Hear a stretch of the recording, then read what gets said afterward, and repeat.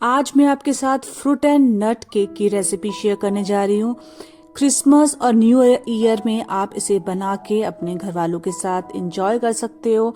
मैंने इससे पहले आपके साथ काफ़ी सारे केक शेयर किए हैं, कस्टर्ड केक, प्लम केक और काफ़ी सारे और अलग तरीके के केक, लेकिन ये वाला जो केक है ना, ये मेरे दिल के बहुत करीब है क्योंकि मैं ये बचपन में बहुत बनाती थी और काफ़ी सालों बाद फिर से मैं ये केक बना रही हूँ। ये केक जो है मैंने मिल्कमेड से बनाया है और एगलेस केक है जो बहुत ही यम्मी लगता है, बहुत ही डिलीशियस लगता है। आपने कभी भी मिल्कमेड से अगर नहीं बनाया तो एक बार ट्राई कीजिएगा। तो इसके लिए सबसे पहले मैंने एक टिन ले लिया है। ये 7.5 इंच का टिन है। जब भी केक बनाए तो केक मोल्ड का मेजरमेंट आपको पता होना चाहिए।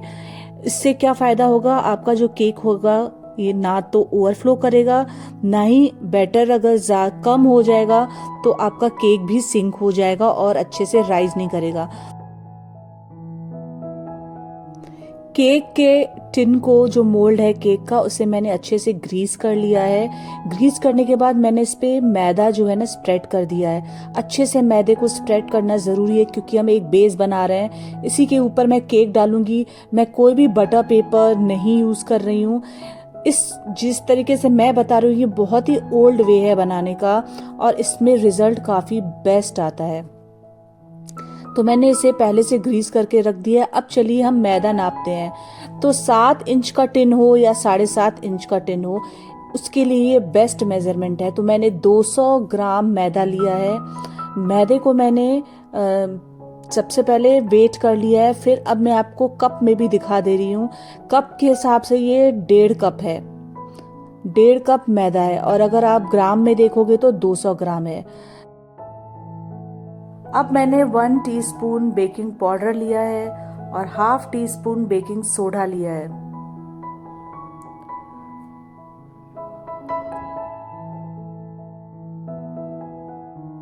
इसे अच्छे से छान लेंगे हम। ये बहुत ही इम्पॉर्टेंट प्रोसेस होता है।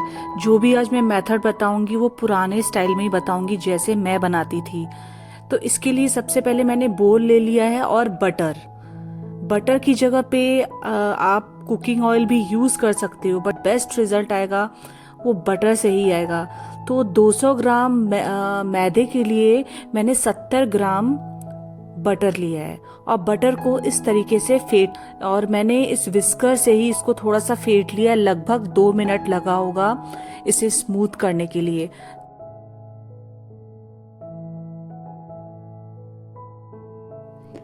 अच्छे से जब बटर स्मूथ हो जाए तो इसमें अब हम मिल्कमेड डालेंगे। तो 200 ग्राम मैदे के लिए मैंने 230 ग्राम मिल्कमेड लिया है। अभी तो मैंने वजन 200 ग्राम ही किया है, 200 ml ही किया है, बट उतना सफिशिएंट नहीं होगा। या तो आप 1/4 कप चीनी डाल दो या आप थोड़ा सा और मिल्कमेड ऐड कर दो। तो मैंने 200 प्लस 30 ml एक्स्ट्रा यूज किया है। 230 ml मैंने मिल्कमेड का इस्तेमाल किया है।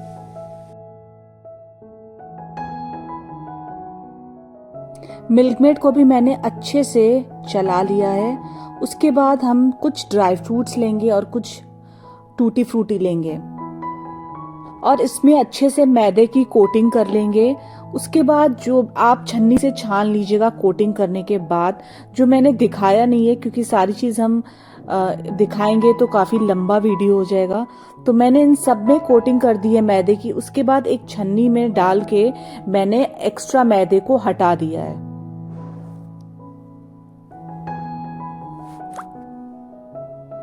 अब चलते हैं आगे का प्रोसेस देख लेते हैं। जो मैंने मैदे को छान के रखा था ना बेकिंग सोडा और पाउडर के साथ, उसे 2-2 3-3 चम्मच डालते जाएंगे और इसे मिक्स करते जाएंगे। और बीच बीच में हमें अगर पानी की ज़रूरत पड़ेगी तो हम पानी का यूज़ करेंगे। तो मैंने क्या किया है, 200 ग्राम मैदा यूज़ किया है तो मैंने आधा कप पानी का यूज़ किया है, हाफ कप ऑफ वाटर।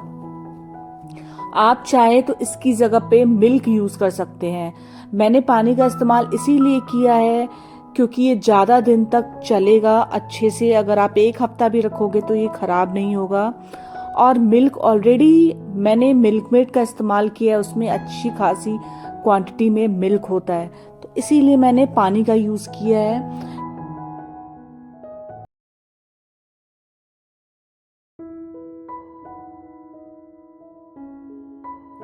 मैंने 200 ml पहले यूज़ किया था, 30 ml अब मिल्क मेड यूज़ कर रही हूँ। इतना जो मिल्क मेड मैंने यूज़ किया ना, ये मतलब जैसे नॉर्मल स्वीटनेस आएगी इससे, बहुत ज़्यादा भी नहीं आने वाली है कि बहुत ज़्यादा हो जाएगा, नहीं। ये मैंने मिक्स कर लिया है। अब गाढ़ा कितना हो गया है। अब जो ये स्पैचुला मैं यूज़ कर रही हूँ ये काफ़ी छोटा पड़ गया है मेरे बैटर के हिसाब से, तो अब मैं जा रही हूँ अपना बीटर उठाने। आपके पास बड़ा वाला स्पैचुला हो तो आप उसी का इस्तेमाल कीजिएगा। तो मैंने इसको थोड़ा सा बीट कर लिया है क्योंकि उससे मिक्स नहीं हो रहा था अच्छे से, और ज़्यादा नहीं मिक्स करना है, जस्ट 30 सेकेंड के लिए आपको मिक्स करना है। मुझे थोड़ा सा गाढ़ा लग रहा था तो मैं और थोड़ा सा 1 चम्मच पानी डाल दी हूँ। आप कंसिस्टेंसी एक बार ध्यान से देख लीजिएगा, इसीलिए मैं कह रही हूँ क्योंकि ऊपर से जब हम ड्राई फ्रूट्स और चेरीज डालते हैं ना वो सिंक हो जाता है इसी वजह से, क्योंकि हमारा बैटर जो होता है प्रॉपर नहीं होता है।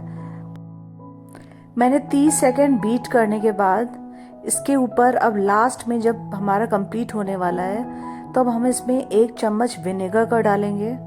ये ऑप्शनल है लेकिन बहुत हेल्पफुल है। इससे क्या होगा, अगर आपका बेकिंग सोडा और बेकिंग पाउडर एक्सपायर भी होगा या कम वर्किंग करेगा तो ये विनेगर डालने से ना बहुत अच्छा वर्क करता है।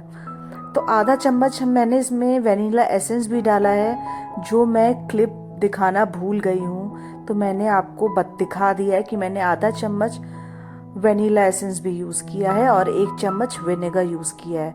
फिर मैंने इसमें टूटी फ्रूटी डाल के सिंपली थोड़ा सा मिक्स कर लिया है।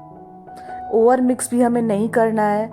जो भी मैंने इंग्रेडिएंट्स यूज़ किया है वो सब रूम टेम्परेचर पे था। कोई भी मैं फ्रिज से निकाल के नहीं यूज़ की हूँ, ना ही गर्म करके यूज़ की हूँ। रूम टेम्परेचर पे होना चाहिए।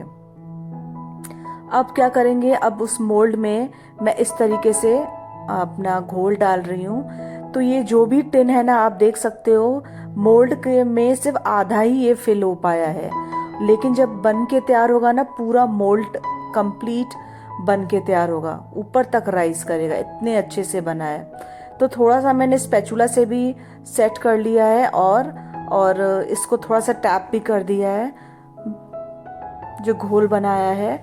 इससे क्या होगा कि आपका जो राइस करेगा केक वो इवनली राइस करेगा, तो इसीलिए इसको थपथपाना और थोड़ा सा टैप करना बहुत ज़रूरी है। अब मैंने ऊपर से जो भी नट्स और चेरीज ये सब जो थे टूटी फ्रूटी वो ऊपर से बिछा लिए हैं।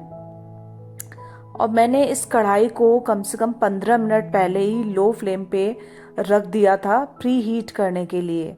जैसे ही ये प्री हीट हो जाए हमें इसमें ये केक का बैटर डाल देना है और ढक्कन लगा के मीडियम फ्लेम पे आपको छोड़ देना है, मीडियम फ्लेम पे 2 से 3 मिनट के लिए।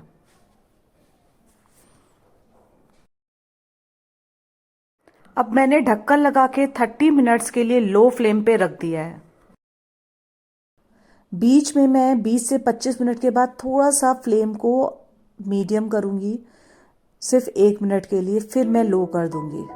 अब आप देख सकते हो 20 से 25 मिनट हो चुका है, कितना अच्छे से राइज हो गया है। अब मैं क्या करूंगी, 1 मिनट के लिए फ्लेम को थोड़ा सा हाई वो कर दूंगी, मीडियम। उसके बाद फिर पूरे 30 मिनट के बाद मैंने खोल के देखा है तो केक तो पूरा अच्छे से बन गया, लेकिन बीच में अभी कच्चा है, थोड़ा सा पका हुआ नहीं है।